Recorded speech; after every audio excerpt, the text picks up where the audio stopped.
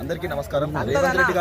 రేవంత్ రెడ్డి గారు ఏదైతే చెప్పారో 400 ఎకరాలలో యూనివర్సిటీలలో ఎలాంటి వన్యప్రాణులు లేవని చెప్పేసి this is the best example. Deer అనేది కుక్కలు అటాక్ చేయడం వల్ల నేలమట్టం అవ్వడం జరిగింది. చూడండి, యూనివర్సిటీ టీమ్ కూడా, యూనివర్సిటీ సెక్యూరిటీ కూడా దీన్ని రెస్క్యూ చేస్తున్నారు. మనం చూసుకున్నట్లయితే 400 ఎకరాలు ఏదైతే ఉన్నాయో బుల్డోజ్ చేయడం కారణం వల్ల డీర్లు అనేది చనిపోవడం జరుగుతుంది క్యాంపస్లో. ఆ 400 ఎకరాల్లో ఉండాల్సిన డీర్స్ స్టూడెంట్స్ ఉన్న ప్లేస్లోకి రావడం వల్ల క్యాంపస్లో ఉన్న డాగ్స్ వాటిని అటాక్ చేస్తున్నాయి. దానివల్ల ఈ నేలమట్టం అవ్వడం జరిగింది. మనం కొంచెం దగ్గరగా చూసుకుంటే చూడండి, ఇది మొత్తం డాగ్స్ వల్ల అటాక్ చేయడం జరిగింది. ఇక్కడ బ్లడ్ కూడా బ్లీడ్ అవుతుంది. యూనివర్సిటీ సెక్యూరిటీ కూడా దీన్ని రెస్క్యూ చేస్తున్నారు. అసత్య ప్రచారాలు చేసి తెలంగాణ ప్రజల్ని మోసం చేసిన రేవంత్ రెడ్డి చూడు ఎట్లా జరిగిందో.